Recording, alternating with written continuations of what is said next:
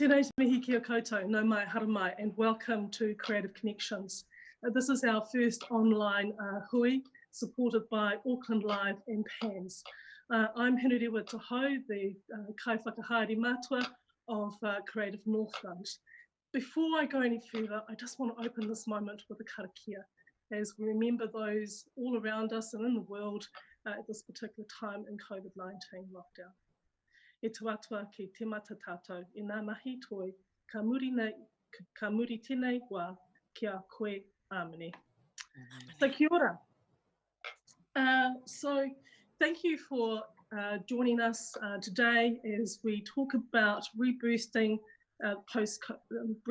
regional arts post-COVID-19. As we move out of this current phase and into a stronger recovery and revitalisation phase, we're encouraged to understand what the decision makers and the business makers and people within our community are doing, because it's not going to be easy for us. Earlier today, Creative New Zealand, if you participated in that conversation, you would have heard of them talk about their economic recovery package and the $16 million that they've put aside to help with the resilient grants. And those resilience grants are about being able to look at what new works may be created and about assisting those with low incomes and who may have a wage subsidy. Before I go any further though, I need to introduce to you who's online with me. Currently our three speakers for today are who's the General Manager for the Turner Centre, Janet Nixon, who's an advisor and business consultant to the creative sector, and Dr. Maggie Buxton, co-founder of Creative Technology Northland. Welcome all three of you to this conversation. Kia ora. Kia ora. Today, the aim is really to be able to listen from our experts, let them talk to us about what the challenges they're currently having within their community, what are they doing as they look forward to planning for post-COVID-19. And at this moment too, let's just welcome all our creative sector and just say to you guys, I hope everything's going well in your bubble while you're out there. So look, I'm just going to move straight into the conversation. You can tell I'm a little bit nervous because it's kind of weird talking to yourself, but really not. We're with you. Thank you. And I was watching, when you're watching the Creative New Zealand one, they did it so professionally. Dalina Wahipihana is just so amazing. So I feel like I'm a bit under pressure here, guys. But anyway, that's our kōrero to have. So there's two questions on the agenda that we've given to our speakers today. Is there a way out of it and through it? Can you see it? Can you feel it? Do you know it? As we're currently in our bubbles and we come out of post-COVID-19, what does the new practice or bigger picture look like for us at this time? Are we confident? And what's the advice that it can give to us? So I'm just going to hand it over to Melanie Chandler-Winters, who's the GM from Turner Centre.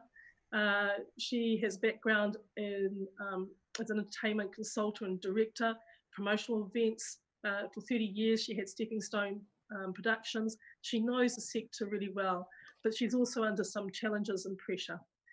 Melanie, over to you. Lovely, thanks Hinu. Kia ora, everyone.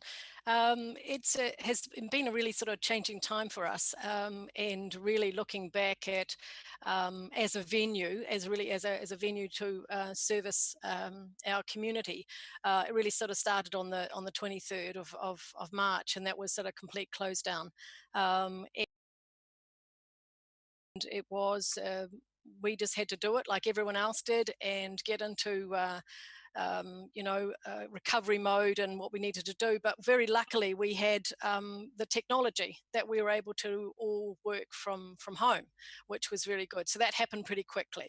So on the 25th, we all sort of were working from home, and we then made contact with all of our community and all our events, and we could then sing out. There were cancellations, postponements, because it was sort of, it's a thing that was really we've never been through this before, and the resolve has really been around how we work through this, and we can, and I'm probably more positive about now than I was right in that first week. And the first week was really survival.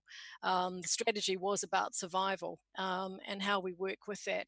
The basis to the Turner Centre is it's a community trust, so we are not supported by council, though that we've got a reasonably good relationship with council, but we are really prominent in our community. So we have probably 2/3 of our business are really community events. So that would be from performing arts, from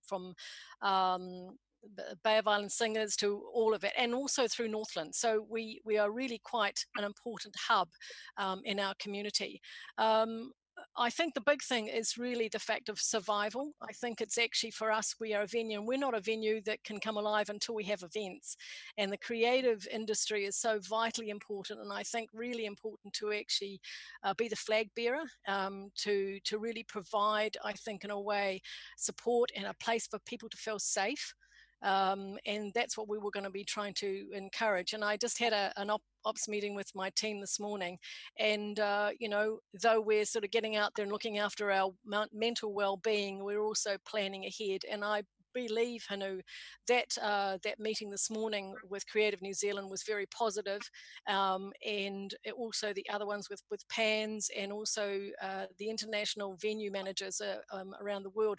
I'm tapping into as many possible meetings as I can to really get some good support and information about how we go forward. So there's a lot of challenges ahead, but I believe that what we can do is actually work with our community and work with all our community groups. The first thing I will be really getting onto is actually working with our community groups that are putting on, or going to be putting on, things that have been postponed. So I'll actually be working with them, and providing the places for them to do funding so that they can be coming into the building. Obviously, we'll go through the normal steps of security and the lockdown and the levels and all those sort of things. But I think it's actually really supporting them, encouraging them. We're a small team, but we have, you know, 100 volunteers. So it's about, you know, making them feel comfortable as well. So there's lots of things that I believe we can get through it. I think I'm really proud to work in this industry. I'm really proud to be a part of this venue. But it's how we can help our community get through this as well. And I think also I'd like to be working with the businesses to see how we can support them too. At the moment, we are designated a civil defence building, so we are actually, the testing is going on in our building at the moment. So wherever we can help. I think the big thing is actually having a lot of meetings and a lot of discussions with as many people as possible. Thanks, Melanie. I think three things I take away from what you've said is about strategy is about survival at the moment, in the role of local government at this time with our venues. And I suppose that was something that Kath Carter from Creative New Zealand did bring out, that local government plays a role here with our venues, as yet we haven't had a response. So that's something for us to look at in that advocacy role. How do we advocate with our local government?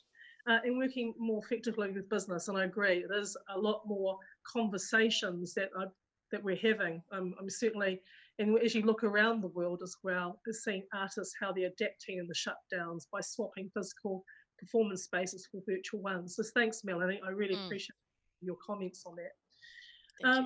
Next, I'll hand it over to Dr. Maggie Buxton, who's the co-founder of Creative Technology Northland, Awhi World, woman extraordinaire. I'm pretty sure she doesn't sleep, this woman.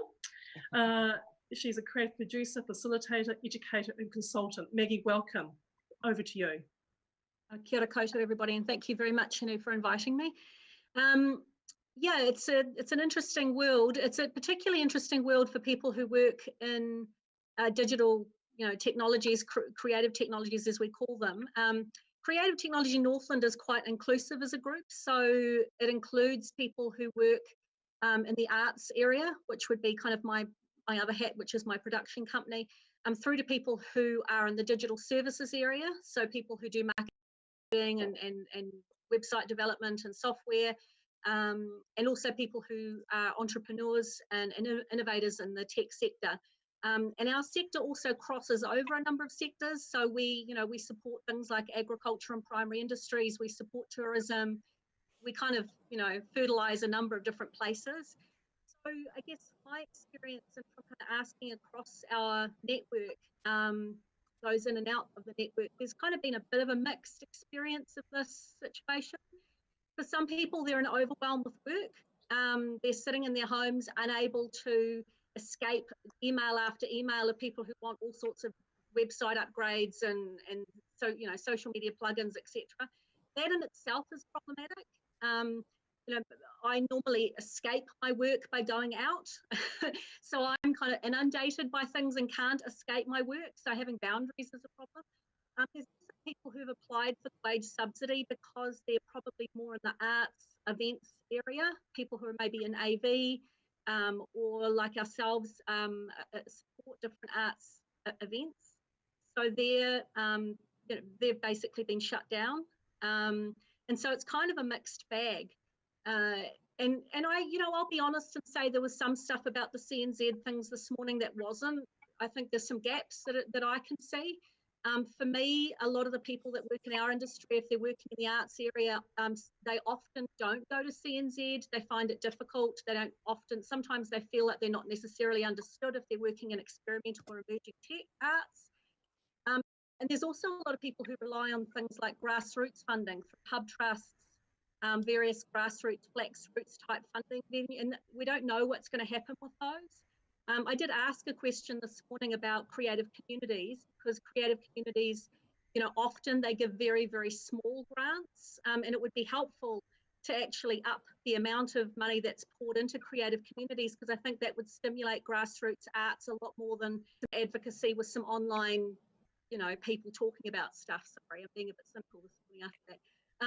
But I think there's a lot of opportunities in our sector, and I think there's opportunities to be really super smart about how we can even further collaborate across different art forms, because, you know, it's an opportunity for us to support people, foster cross-disciplinary practice. All the stuff that feeds innovation is open for people to seize those things now. So I think that's what I'm excited about. There's more of an opportunity for innovation in situations like this. I have a bit more to say about that later, but I guess that's the gist of it. I also co-chair Ada Aotearoa, which is a national digital arts organisation, and I guess we're also thinking this is a great opportunity for digital arts, emerging tech, those practices. And so, you know, there's a greater eye on what we do more particularly at the moment. But with that comes a responsibility and the feeling that some people are just feeling like, as I said, there's potentially a bit of a feeling of overwhelm in our community as well. And, you know, it's great in the meantime, but what happens in 6 months is also my question. You know, 6 months to a year is where the buck's going to hit, I think. So how does that work? Those are my initial thoughts anyway. Thanks, Maggie. Appreciate that. I mean, you're right. There are gaps within the Creative New Zealand funding, and I heard that myself. And I suppose that's something I'll be asking back to Creative New Zealand, because there are those out there currently that we know that, well, our COVID-19 survey that we did, 51% said that they wouldn't be applying for a Creative New Zealand grant. We need to understand that one. I think you presented some of those reasons. Is that, do they fit? Do they really fit the scheme? I mean, if you're not one of the investors, it's harder understanding what the digital platforms look like, and also to have your first time person going in, they may not get across the platforms. But you're right, there is more opportunity for innovation, so I'm going to ask you that question later. Thanks, Maggie. So next speaker is Janet Nixon, who's an arts business advisor. She's currently working with Creative Northland, delivering our creative business workshops. Unfortunately, when we went into lockdown, we had to cancel the workshops that she was rolling out across the far north and the Kaipara regions. But she has been able to look at the online mentoring. Janet has taught for 18 years in business to arts with students with Wellington Polytechnic and Massey University.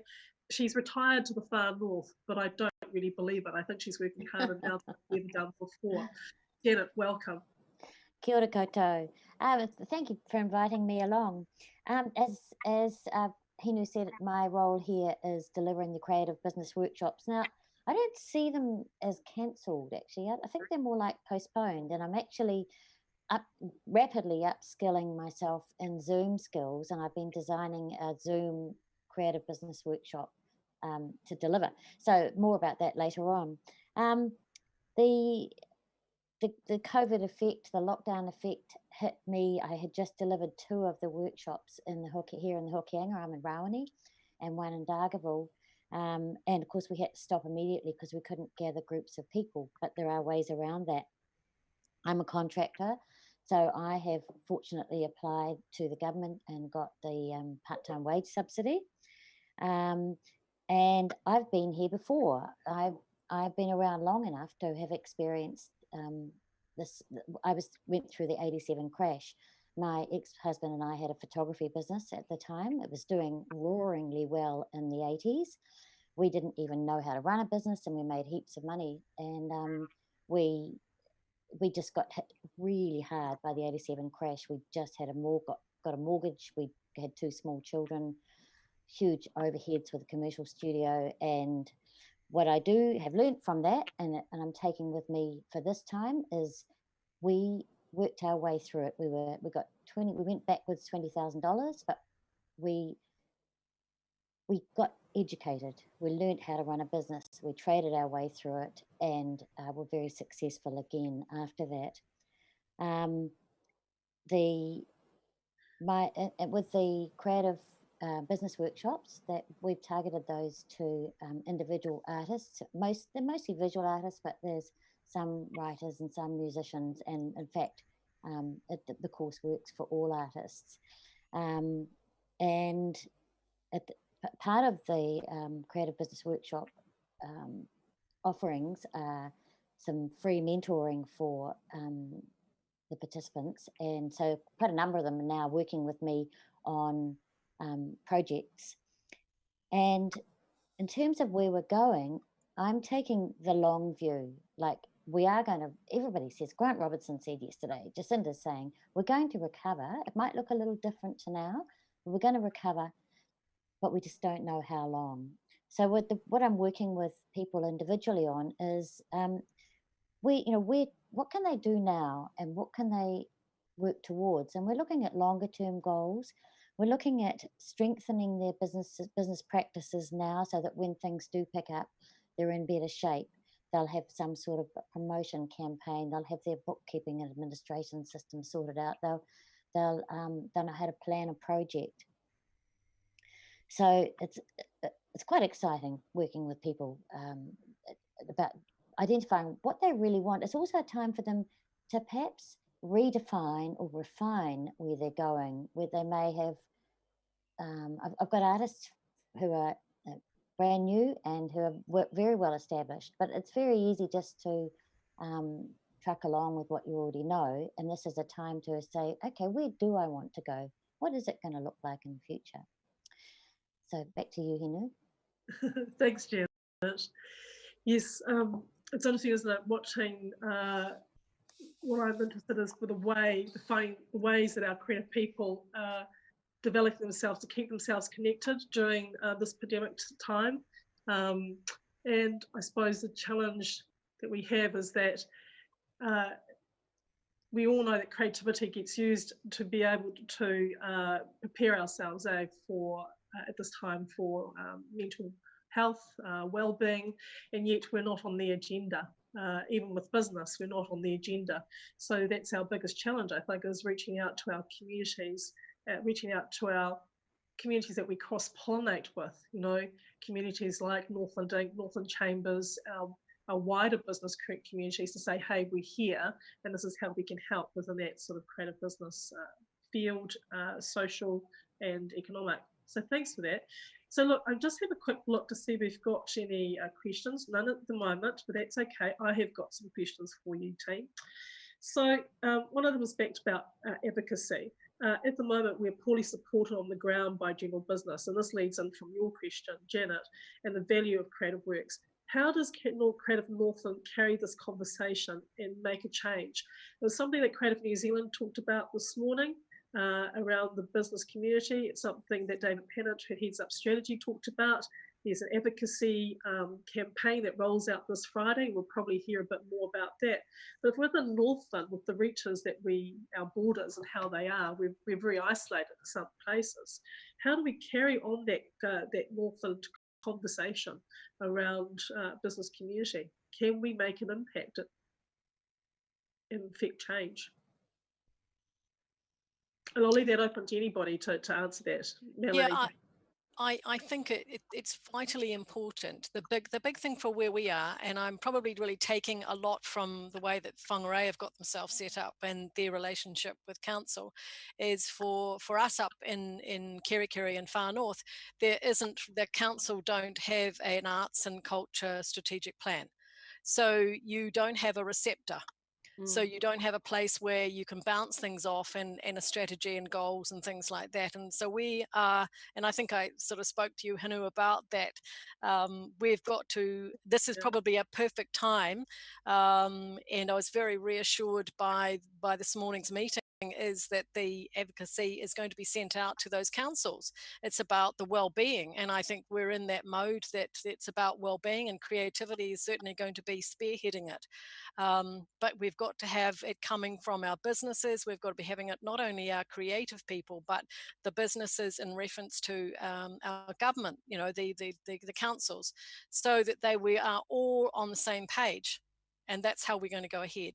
And I'm really open to that. I think that's where we've got to be sitting and talking and having these conversations, because there's a lot of businesses out there, a lot of really good people that have come with fantastic backgrounds that have got really good ideas. And I think it's about pulling those together and putting some shape to it. And I think maybe this particular tragic event that has really sort of probably going to push it.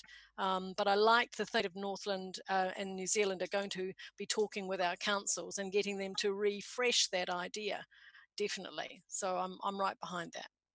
I think that's important, isn't it? Is getting Creative New Zealand to talk with our councils. As they said, 76 territorial local authorities. We've got 3 here. At the moment, they've been very quiet, but then they've got a lot of other things to get on with as they respond to the social needs of our community. Yeah. So yeah, I mean, is there any further comment, Maggie, from yourself, Janet, on this? I mean, I guess for me, I mean, one of the things I notice here is that there's quite a lot of siloism in terms of different councils, but also different agencies who work with councils. You know, they often weirdly compete or duplicate efforts, or, you know, there's all sorts of weird business around that. I think let's be working a little bit more collaboratively on joint projects would be the first thing, and this is an opportunity where they're going to have to do that, and they are having to do that for at least a civil point of view and various other aspects. In times that are tough, the first thing that often gets cut is what they perceive as soft infrastructure, which is actually the stuff that binds communities together. People start, you know, they were talking about it when we were actually going through a relatively strong economic phase and worrying that we weren't paying enough attention to trains and roads, as normally as trains and roads are fantastic, but social and physical infrastructure are equally as important to communities. And I think that's, for me, if we're going to do advocacy, let's talk in business terms about how much we contribute to the economy, how much tourism is benefited by the arts and culture scene. We may not be getting tourists internationally, but we'll certainly be looking at domestic trade. We're also going to need to make resilience a much more stronger part of what we're doing. And anyway, that was a discussion that was happening as part of the climate change dialogue. Now it's been speeded up. So suddenly everyone's going to get laptops and work from home, and schools are going to have to do that anyway because there's going to be more frequent events as a result of climate change. So the resilience discussion is also where we should be positioning, I think, arts and culture. It shouldn't be, let's be, hey, arts, let's be thankful for art's sake. I'm sorry, I find that very wishy-washy, and I hope that isn't the campaign that CNZ are using. I'd like to see us be really thinking through how arts adds value to our economy and can help boost us going forward. And that for me would be really good advocacy, along with raising the amount of money we have in creative communities so grassroots groups can actually do work without applying to CNZ directly, because they won't. Sorry. Yeah. Yeah, and you I agree. make a good point on that. Yeah. Many of us will apply. So what are the alternatives for us in this current environment? So look, let's keep going down this path, because I think it's a really good conversation to have. Maggie, you've made the point that many of us won't. What about you three? Will you apply? Janet, will you say to your team that you're working with, apply to Creative New Zealand? Janet, Melanie, will you apply for Turners? Maggie, will you do the same for Creative Tech? You guys going to apply? Do you feel confident that you can apply? I'm not, because I'm already receiving the wage subsidy, but I certainly am going to encourage my participants and sort of getting underneath that. And Maggie referred to sort of grassroots. I think one of the things that this COVID has probably brought to the fore is we've talked about resilience, and I think that because I've worked in this area of artist business skills for 22 years, I've seen developing individual artists' ability to be professional, to operate like a business, to see themselves as business people, as Maggie said, as to see themselves as an important contributor, someone who's contributing to the culture of Northland. And having just come, I've only been here 2 years from Wellington, and to me it's incredibly apparent the amount of the creative capital, the value of the creative capital in this region is enormous. And so with Creative Northland supporting these creative business workshops, that's helping that, and COVID being a catalyst, incredible catalyst, I think it's really bringing home the need for our artists just to quickly run through, we run 3 workshops. One is on strategic planning, one is on project planning for arts events and arts projects, and one is on marketing.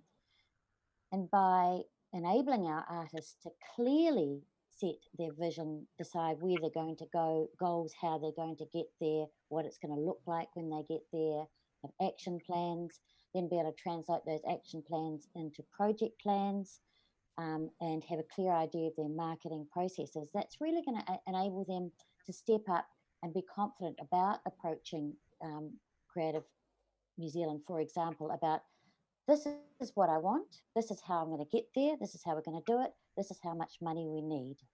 I think COVID-19, in a sense, is a great catalyst to make people realize that there's an opportunity to grow here. Yeah. Thanks, Janet. Just a question around, we've had a question around advocacy. Do you have any ideas on boosting advocacy for the arts within the business community? I think perhaps we've already answered that question, but we've also had a comment come in from, actually it's from Far North District Council and their Kathy Truan, their funding office up there, that they've noted that for Creative Community Scheme, they're getting more applications, but already getting 3 times the dollar value of applications compared to what they have available currently. And I did ask the question of our Whangarei District Council from Sydney Balthusen about whether the Creative Community Scheme will continue for Whangarei, and I can say they've agreed to 3 funding rounds per year. So one will close 1 July. So that's really good news. The question, of course, will that increase and what will they do?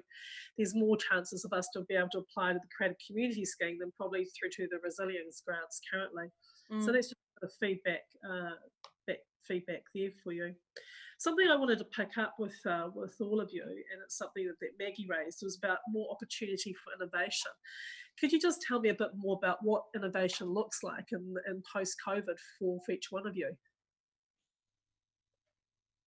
I guess for me, I think innovation is quite a multifaceted term. There'll be people, for example, who work in traditional arts or events who are wanting to reach a different audience in an innovative new way. So they might be, for the first time, embracing different kinds of technologies for that. That for me is still that's a form of innovation. I think it's also interesting to look at brand new forms of collaboration across different groups. For me, innovation has always been unlikely suspects getting together in new ways that they wouldn't have thought of before. So how do we get different kinds of groups collaborating in different ways? And also thinking about different kinds of ways that we can connect. For example, my production company has an immersive, interactive, digital installation at Whangarei Art Museum at the moment called the Plant Room. And so one layer of that in terms of this new environment is that we've asked content from people's bubbles, like their backyards, and we're going to be processing it and putting it into that interactive environment for the next iteration when it opens. The second thing we're doing is we're going to be applying for CNZ funding to create a plant room that's online. So it's like a room you go into and then you have those different kinds of experiences as an completely online experience. So I think that's thinking about who you can reach across to do something different with, and how you could position yourself so that you're doing something that's a slightly different kind of way of enacting than you would have before. And for me, collaborating with people like yourself, Melanie, as a traditional arts venue, how do we create experiences with you where people, if we go back into, God help us, level 4 again, when we come out of this, how can we quickly reposition events, for example, and do that in a different way? How can we work innovatively so that event centres have that ability to work in physical and digital environments very quickly? For me, that's how we, that's for me about innovation. But for innovation has to necessarily involve different people who wouldn't necessarily work together, working in a new way together. And unless we've got those people working across those boundaries, we're just going to be doing the same old again. Yeah. I agree. This is a time for something a little bit different. It's a new way forward. It's a new way thinking. But for us, it's like, you know, we are this beautiful building, but as a team, or whether we actually, you know, we bring our volunteers into it, and we've got a huge arts community. It's about going out and making contact, networking with people that, you know, being proactive about these sort of types of things. Resilience is a good word, and continuity. So it's about always being prepared, because it actually cuts the risk down if you're actually thinking ahead all the time. And this is a time to do that. I always think about the arts industry and the creative industry are going to be the success of this, because we are really going to be leading the way. We've just got to get that sort of people thinking more about that. So we're not just a venue for hire, we're a venue to work interactively with people and ideas. Ideas are, you know, boy, people sitting in, you know, a traffic jam for an hour before work can think about things. Why can't we sort of sit around, you know, think about some great ideas on our way, sitting in our offices about things that we can do? So something completely different. And I go back and remember, and I know this sort of happened in the 60s, and look at the 60s that came out, all that music and art and literature and everything that came out of that time. And it was actually post-war. So they actually decided that they felt that all these art institutions and colleges were being opened up, because they believed in actually the art would be the survival thing and give hope. That was how that happened. And I believe this is the same sort of thing, is that we need to be able to provide hope for people, and the creative community can do that. Whatever means it may be, whether it be digitally or whether it be sort of just getting collectively some people's ideas together. You know, that's what we always were trying to do right towards the end before we had to shut the doors, is about bringing more artists in, because they will actually, their imagery will give us positive hope. And I think that's what I want to work with, and any other businesses and artists that want to do that. So Maggie, certainly be happy to do that. Be wonderful. So there you go, collaboration already happening online, like that. Thanks, guys. I suppose following up on for that, though, is that what we are seeing currently for business continuity across the board is there's a relax of policies around businesses, what we want businesses. We see restrictions loosen. We see emergency funds being provided. but once again, it's not enough, isn't it? And so collaboration becomes even more important in the whatever post-COVID-19 looks like. Have you guys thought about what the collaborations could be across regions, and internationally through using digital platforms to bring in new audiences and new engagements? Have you thought about anything like that?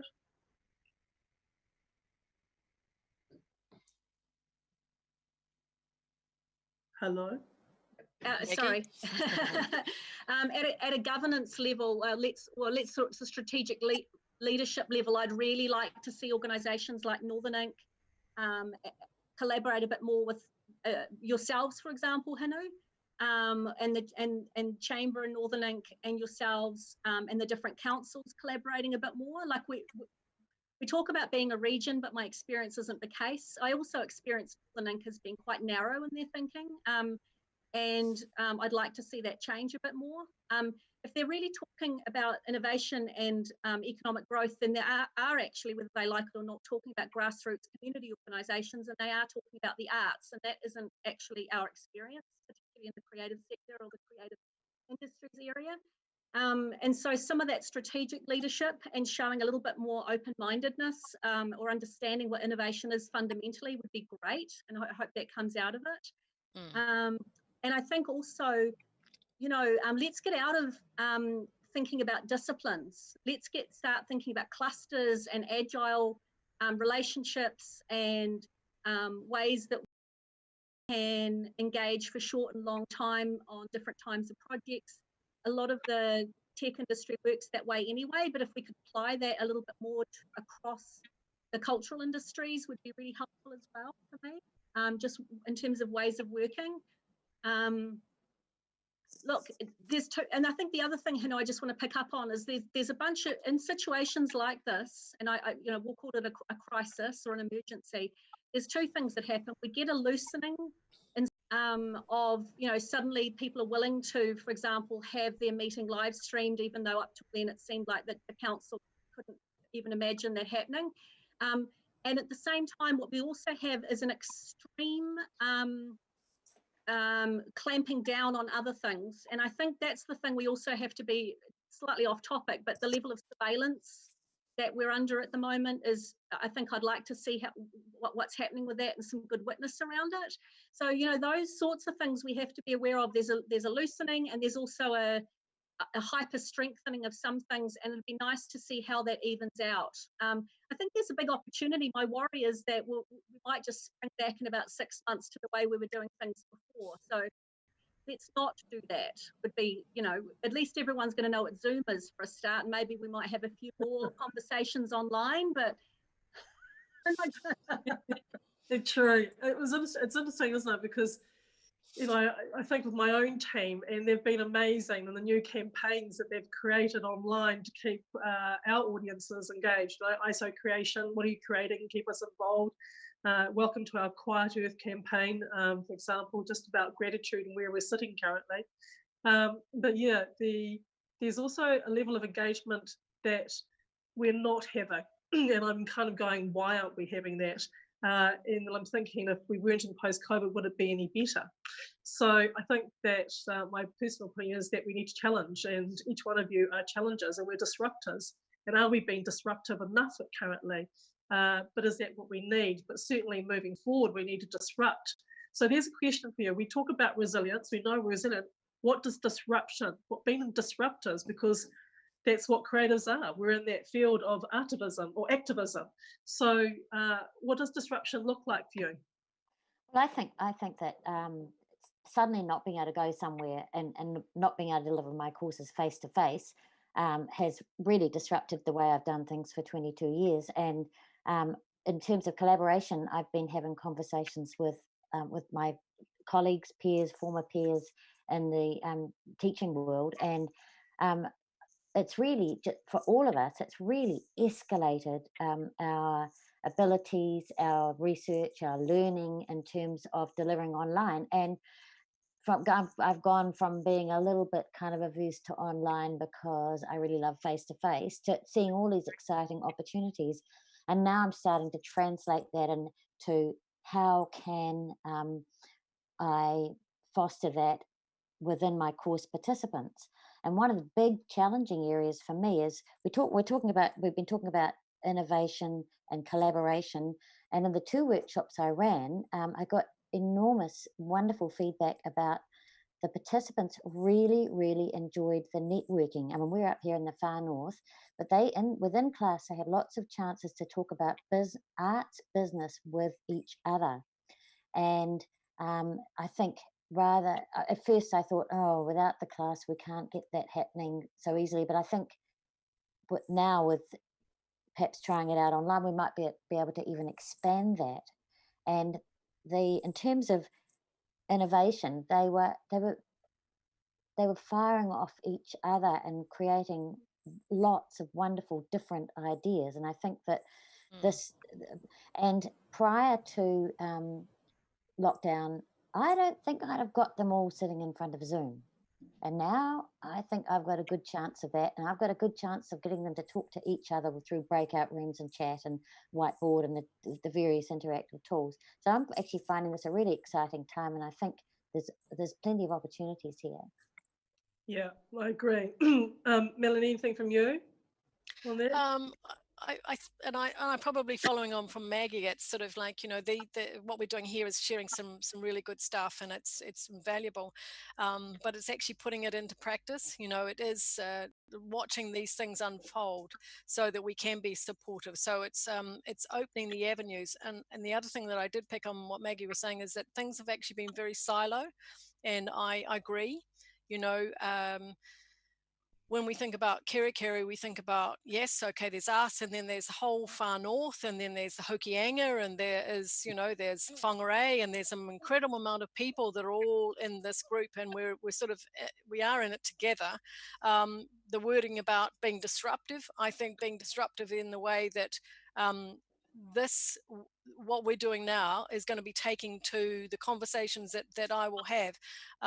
My presentation that was going to be with council takes on a completely different form that it did in the beginning of March. So being disruptive, yes, but being a solution. Because when you're trying to change things, you've actually got to go in with a plan, with a way that they can see that picture, because sometimes they do what they do best, but it's going forward and being able to offer a solution to getting well-being in our community, that use our creative people to do so, to make people feel safe again, to where we can interact. I mean, nothing will be ever take away from live. We've got to still think about that. This is a way that we are using these means, but I think our performing arts, I mean, that beautiful 400-seater auditorium is sitting very quiet at the moment, and it has to come alive. It has to come alive and have that buzz again. So it's how we do that. The other thing that is proving our place. We did it as an economic impact report. We did it and the effect of what the Turner Centre was on our region. And I worked with a lot of the information that came from Creative New Zealand about how many patrons we had, where they came from. It was a fantastic survey, and we used that as a way to prove that the Turner Centre brought in $11 million into the sector. And that meant that it actually affected 100 jobs. It also affected all the businesses, so whether that be supermarkets, whether that be petrol stations, accommodation, whatever. So we were quite important in that. And I know that every other region, like Whangarei and Far North, we are very important to what we bring into to our economic relief, and how we're going to get this back on again. So we're going to spearhead this, and this is what we're going to be. These conversations need to be with a lot more people that can get behind us. Thanks, Melanie. We've got a question here. It says, how possible is it to apply a seed funding style of funding for people to develop their innovative projects just as they do in business, instead of a start to finish funding model? Who would like to answer that? It's quite an interesting one. apply a seed funding style of funding for people? I suppose, I mean, if I can, is that currently for seed funding style of funding, we have Creative Community Scheme, which is there, but that's once again a Creative New Zealand. We haven't really got here within Northland any funds that funding bodies or philanthropic that offer seed capital. I suppose there is an opportunity with Northland Foundation that, though I've had conversations with them, we haven't explored. Have any of you any other organisations that you may know of, or people or individuals? No, but I think it's time. There is a number of, and I think I picked up on that from that meeting this morning, what David was saying, is that there's probably a number of people out there that have got money to support the arts a lot more in that way. Even an arts foundation or something like that. I've been having lots of conversations with people who are interested in doing that. Yeah, thank you. I don't know if you three are looking at the comments that are coming through, but we've got a few comments from some of our creatives. One of them, Tracy Dean, has just said, my experience of innovation at Northland Inc. is a brochure on Callaghan. Totally agree, more actual interface with creative people is called for. We might need to educate them in a kind of educate them. I suppose that's the big thing, isn't it? Is continuing to educate our wider sector about what the creative sector provides. So if I think of Melanie, your situation, 11 million to a far north economy, that's a huge amount of money. So what stops councils from understanding the value that you bring? So that we're back to that conversation again, isn't it? And it is about finding solutions. So these three key words that have come out for me from your conversations is about resilience, collaboration, and solutions focused. In this post-COVID, can you give me an example of what a solution is going to be for each one of you, and which may be able to provide our audience with some form of further, should we say, co-creation or ideation that they may be able to think into? I was just thinking, one thing is communication. I think is really working with all our databases, with all of our customers, our patrons, our volunteers, our businesses, keeping them informed about what's happening and what's going on and things like that. And maybe once we're able to sit down and have a real meeting, is to get some ideas from them. That's why I think some solutions is going to be a bit more widespread. Yeah, I'd like to agree with you, Melanie, and I think I'm not on mute, am I? No. No. I think last year, creative myself as Arthi World, Matt Keane from Mahuta Digital, and the Chamber did an innovation pop-up for a month called Strand Lab, which was using an empty shop in the Strand Arcade in Whangarei and basically bringing together lots of people in a space, activating the space, but also creating workshops and opportunities for collaboration across those boundaries. For me, that's something that will be really exciting going forward, is creating a bunch of little opportunities for different people to connect and find ways for people who wouldn't have normally pre-COVID-19 necessarily had a lot to do with each other, connecting and actually having some projects emerge out of it. And it's a way of disrupting the normal channels that we have in terms of the way networks work, because they often work in clusters. Sorry, I'm horrible to use that analogy in this environment. But the clusters sometimes don't mix. So I think for me, it would be creating some opportunities for some more of those innovation labs, some more of those places where someone asked the thing about the seed funding. I think that's an excellent way of thinking about it. And I personally don't like necessarily the funding model. I think we use the word funding too much. I think resourcing is a really good way of thinking about it, and that can be in kind, it can be sponsorship, it can be partnership, all sorts of ways of resourcing things. And seed funding, putting some money into the pocket of some of those innovation labs and having just a little bit of money for people to take that project that next bit further, then means that they necessarily have done a bit of research and done some of that, for example, the economic analysis that you did, Melanie, which is really useful. And then they can apply for a bit more funding for more traditional funding routes that arts maybe would be going for. because there's tangible outcomes. But it's a horribly neoliberal approach. You have to prove your economic output before you're allowed to get funding, I have to say. Don't we all agree on that? But nonetheless, that's one of the languages we have to use. It'd be just awesome if we could actually say, hey, you know what? A bunch of people are going to have some love in their heart as a result of this. And they're like, okay, we'll give that to you. That sounds enormous. What a great investment in our community.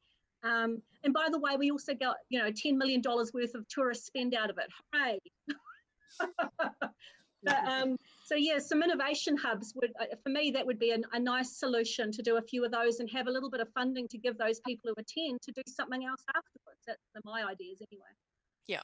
Great. Thank you, Maggie. Those are great ideas. In terms of solutions, coming from my perspective, that we could have more artists who are more business savvy. They will be better positioned to plan their way out of this.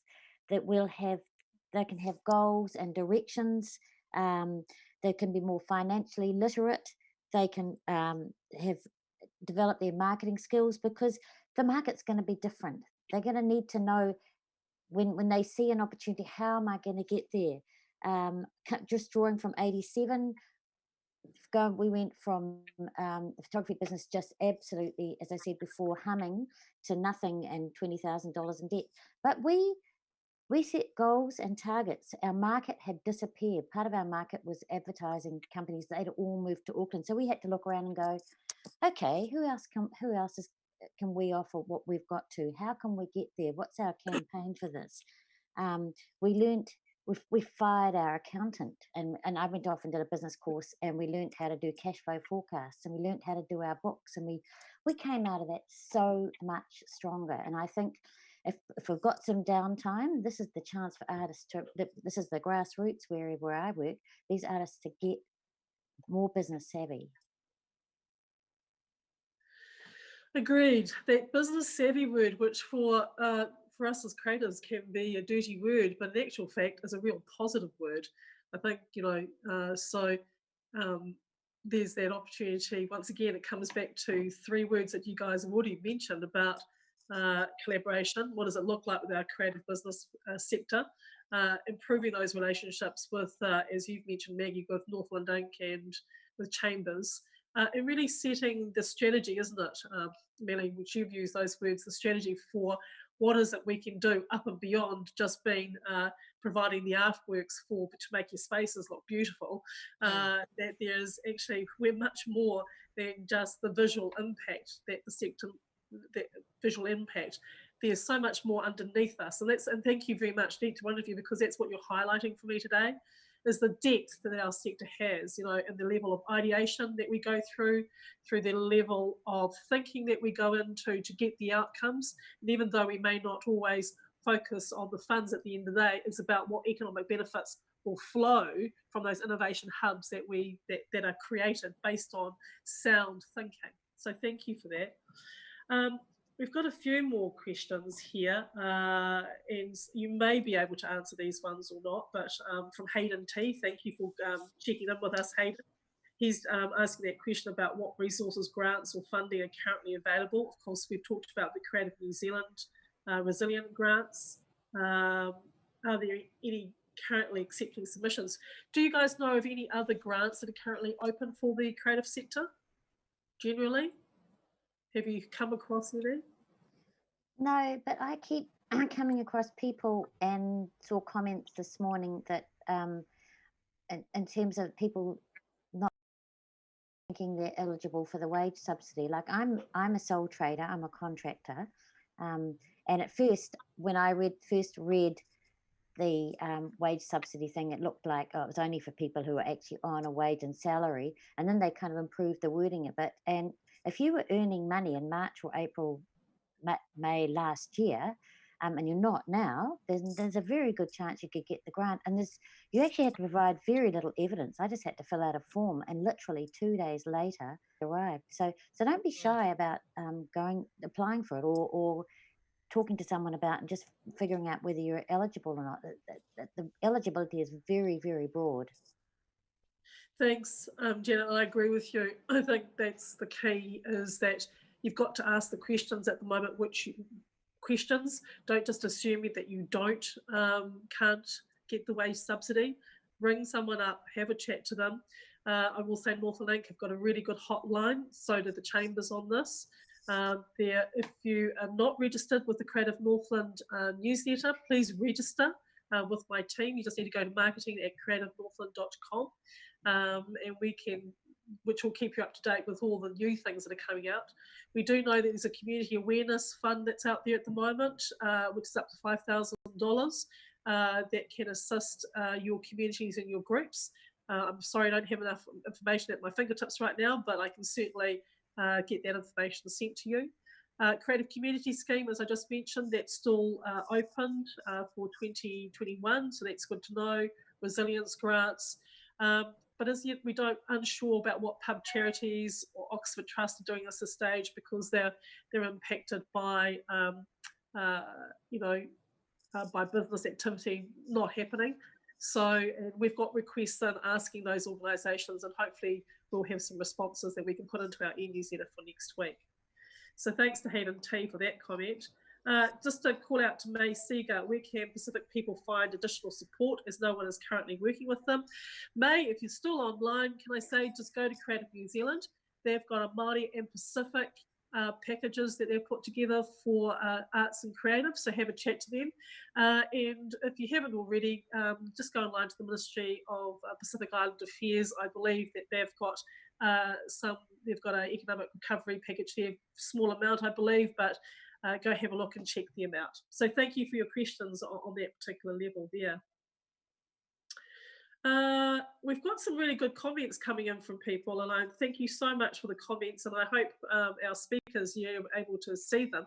One of them may be more directed for you, is more directed towards you, Melanie, and it's just about the engagement that we have with audiences currently is really important. And this is from Ren Lucky, who is a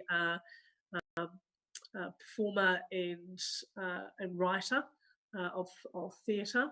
And she was just asking, we have to adjust to find the working spots of connection that have the feedback loop. The engagement back and forth between us and audience, for many of us, is really important. It's most likely going to lead to some of those mental health unification outcomes. And now she's talking here about live streaming, that live streaming needs to be more than what we currently have. Live streaming for her doesn't feel like innovation. So I'm just going to turn that into a question. If live streaming doesn't feel like innovation, then what is live streaming currently? Because this is what we're doing here.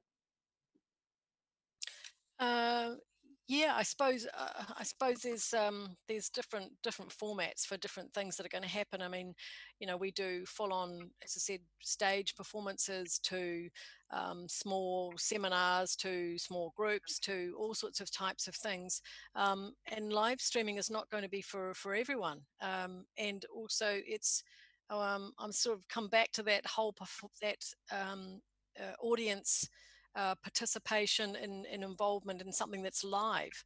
I think it's going to really depend on what you're actually trying to present. I think is the big thing. Maggie, maybe you could answer this probably a little bit more in reference to. Yeah. Hello, Ren, if you're still watching. I think for me,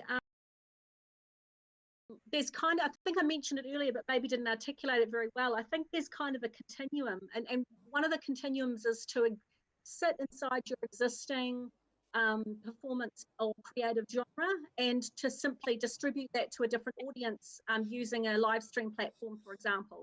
And there's no judgment about that. That's simply for them. For many of those people, let's remember that is extremely innovative. They wouldn't have done that before technology, so that's important to think for them in their own realm.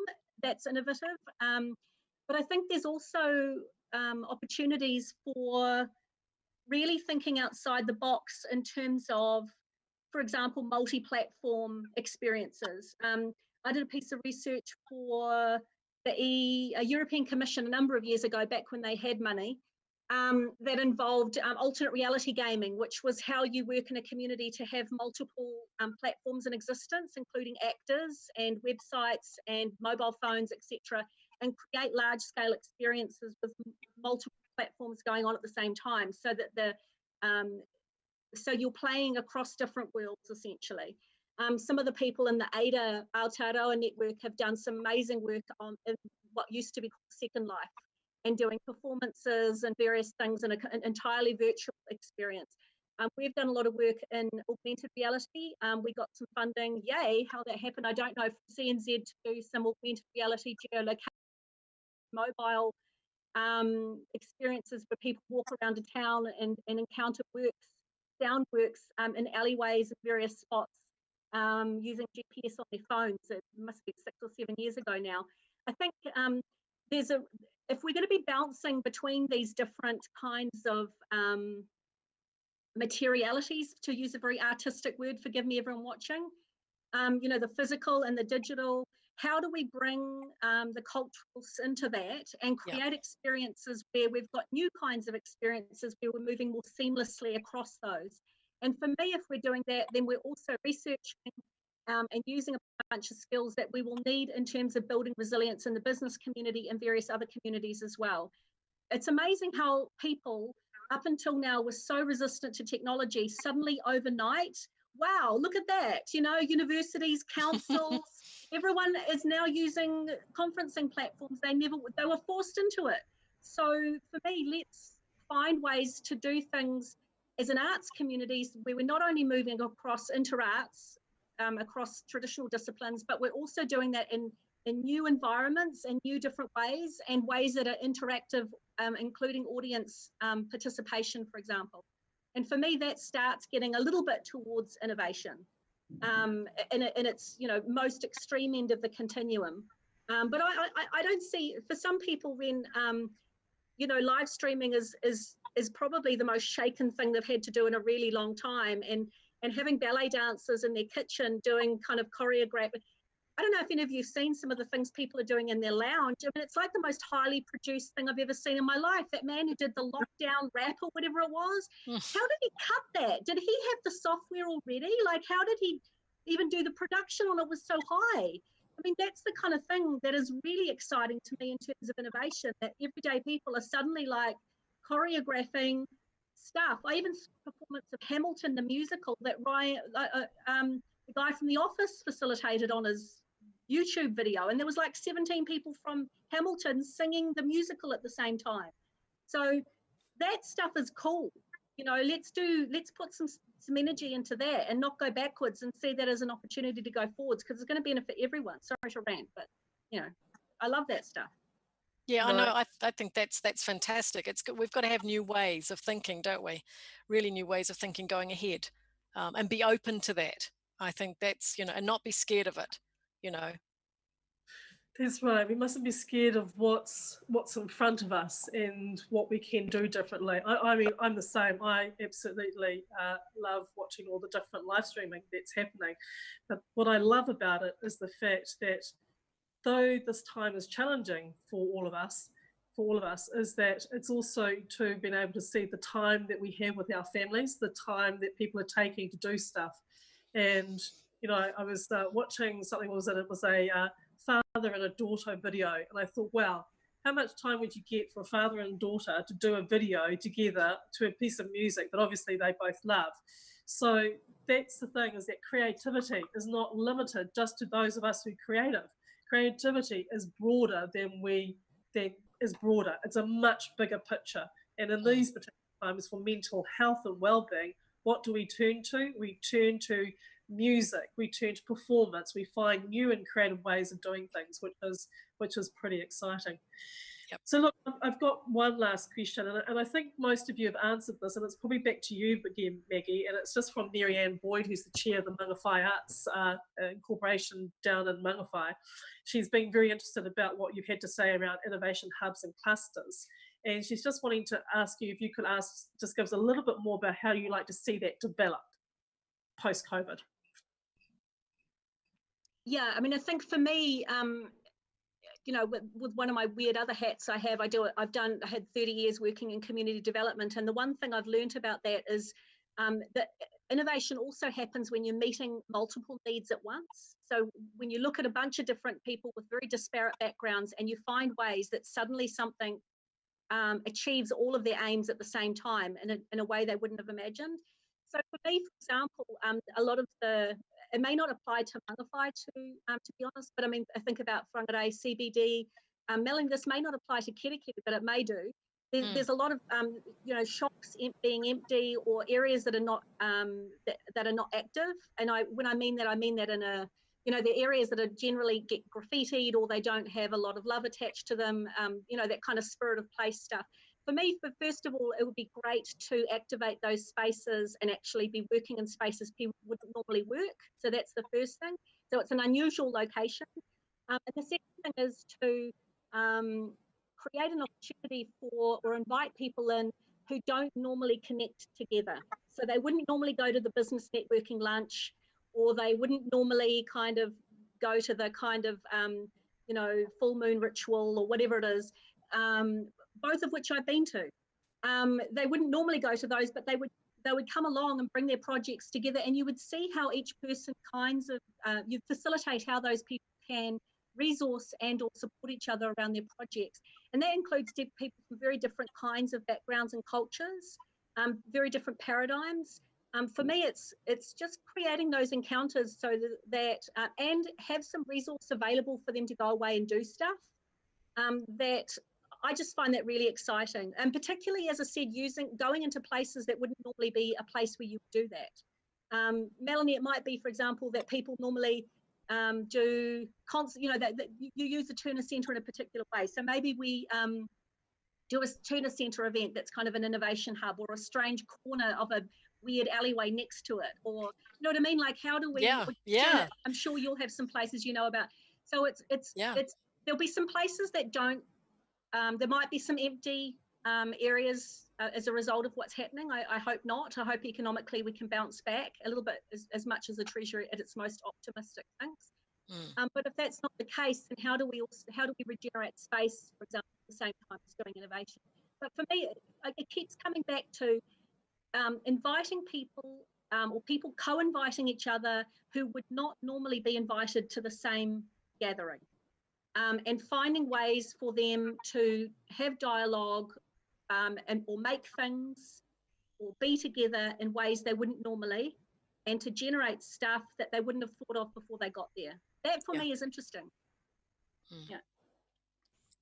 Yeah.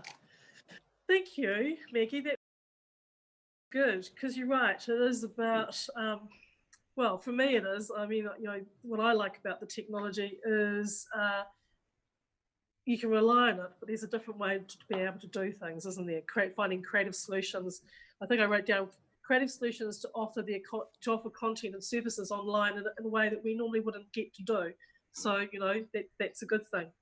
So look, we're coming to the end of this conversation, and thank you so much, you guys, for talking about what it looks like for you and within your world, what the opportunities may be. I think that we can say that as we reboot Northland's arts, regional arts, is that it is about the solutions that we make for ourselves. It's about the collaborations that we want to have, and is that we are a resilient community. And we can see that now. It's just about what that cohesive approach looks like, and what those relationships and partnerships we want as we move into a new phase. And reminding our key organisations like Northland and North Chambers and regional and councils that actually we're an important part of their strategic thinking and delivery. Now, before I forget, there is one more thing, and Janet, this is aimed at you. This is from Lem Asbury. He just wants to know, are you going to still go ahead with the business workshops after lockdown has been lowered? So perhaps you can be in contact with him. Thanks, Lem, if you're still online. So yeah, but otherwise, I think at this stage we're going to bring the conversation to a close. And is there any final comment from each one of our speakers? Maggie, final comments. I think it's a personal comment to anyone who watches this. It's been for many people a very stressful time. Artists, or creatives, sometimes it's hard to do that when you've got kids, or in my case, cats. or, you know, and you can't really get away from things, or you're worried about money going forward, it's kind of go easy on yourself. And we've had this amazing strategic conversation about innovation and this, that, and the other. Sometimes it's like being in your jammies and eating some snacks, and that's all okay. You know, it's actually all right to not be worrying about all of that for now. You just take care of yourself and your whānau around you, and be in good health, and then get support when you need to get support, because there's people who are struggling with their mental health at the moment, and it's really important that they reach out if they are struggling, and realize that there's support for them. And it's not to do with funding or anything, it's just picking up the phone. If you're in a situation where you feel unsafe, or that you're not well in yourself, or need some extra support, please reach out. Arts community whānau, you know, it's a time where we all have to support each other in that regard. Thanks, Maggie. Janet, final words? I endorse that. It's a time to take care of yourself. It's also a time to allow your mind to be creative, though. Like, for, you know, we're all quite busy people, quite a lot of us, and when you actually stop and allow your brain to do some mind wandering, that's when you actually get some really good ideas. So don't expect too much of yourself right now, because it is going to be a slow time, but things will pick up, and then we can start thinking about where do I go? How am I going to get there? What do I want to actually do? And we've got some tools there you can use. Thank you, Janet. Melanie? Yeah, I think this time is vitally important. I think because I've still got staff, I've got a really good team, and it's keeping them motivated, and it's keeping, you know, our volunteers sort of, you know, engaged and things like that. But I think talking and having these types of meetings is really good. You know, I think it gets a chance for, we may not completely answer all of our questions, but I think it's just being able to, you know, voice ourselves and things like that. And I'm, you know, I'm really totally open to people making contact, and however I can help. And that's not just because of the Turner Centre, that's actually anywhere, the arts community, wherever. I'm sort of having a meeting tonight with our Kerikeri, and that's about, you know, vision and future and things like that. So this meeting today has really helped me about being quite excited about what can happen for the future. So I'm pretty optimistic, but I think it's really good just to pick up the phone, or, you know, have whatever, and discuss how you're feeling, especially for artists, because I think it's a time, whether it be a creative time or it be a time where they're needing to just think about where they're going to go and how they're going to survive and things like that. I think just talking is a good thing. Maggie, Janet, Melanie, thank you so much for joining me in this conversation today with Creative Connections. I hope that the audience who's been listening to us today, you've learned a few things, that perhaps you were thinking about something, that it's actually giving you some ideas around what you may be able to do. There's been some really great comments, and we'll follow up with those comments, but I just want to acknowledge Catherine Chewin from Far North District Council. She's just letting us know that her team are open at Kaipara at Far North District Council. So if you want any advice from them around any funding, please ring the Far North District Council hotline, have a chat to Catherine Chewin, and she'll be able to help you. And that goes for Kaipara and for Whānau District Council as well. Cindy of Alpha Houston's over there looking after creative community schemes. My final words from me for Creative Northland is this. One, if you haven't looked at the wage subsidy, please have a look at it. And if you're really unsure, have a chat to someone. BDO, who are our audit accountants, have been amazing. If you drop us an email to marketing@creativenorthland.com, we can send you the contacts of BDO, and we've got a number of fact sheets that they can help you there on. Failing that, have a chat with Northland Inc. Two, the resilient grants from Creative New Zealand, they are now open. And if you are thinking about applying to that grant, please do so. As you know, there's two components there. There's the resilience grant or arts continuity grant up to 50,000, as well as the low income grant, which needs to be you need to just show that you've applied for a wage subsidy. But we're there to talk to you about that. If you need more information, we can direct you through to Creative New Zealand. We can talk to you about your idea and your idea as well and help you formulate that. I am going to be running a funding clinic, if you want to call that, or let's call it an ideas clinic, because I look after funding and development for the organisation. And that funding clinic, I will have the opportunity to bring a Creative New Zealand person in. It'll be a one-on-one clinic just to be able to talk through your idea. Looking to start that next Thursday at 11 a.m. and there'll be more of that at our ENU. The third thing is, like my fellow wonderful wahine tour have said, be kind to yourself. Don't be too tough on yourself. Take this time to think and plan. Take this time to enjoy your environments, enjoy each other. And if you are feeling unsafe within your environments, please reach out, which is so important. Reach out to the person next door, reach out to the many hotlines that are available to you. Creativity is a way of being. It's part of us. It's who we are at the end of the day. And in this time of post-COVID-19, which is unprecedented and kind of weird, but kind of awesome, but not, is that I just would like to say thank you to each one of you. Look after yourselves and be kind. And on that note, I'd like to say thank you to my team who are behind the scenes, to Brian and Mariah, who have been fielding the comments and the questions that are coming in. And of course to Auckland Live, to Helena and Francis, who have been doing this for us, providing the software and the technology. And to Auckland Live, thank you so much for this opportunity. We will do this again.